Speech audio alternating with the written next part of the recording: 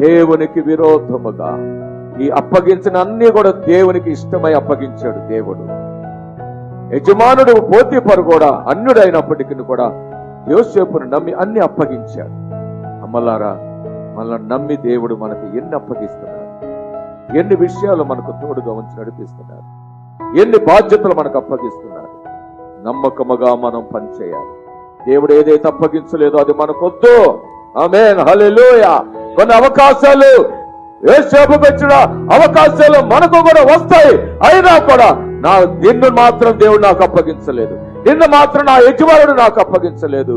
కాబట్టి నేను ఇట్టి ఘోరమైన పాపము దేవునికి విరోధముగా చేసి పాపము కట్టుకున్నాను. ప్రియమైన వాళ్ళారా, గమనించాలి. దేవుడు మనకిచ్చిన దాంట్లో మనము నమ్మకస్తులుగా ఉండాలి. దేవుడు మనకిచ్చిన రక్షణ కాపాడుకుందాం, మనకిచ్చిన ప్రార్థనా జీవితాన్ని కాపాడుకుందాం, మనకిచ్చిన పరిశుద్ధత. ఆమేన్, హల్లెలూయా.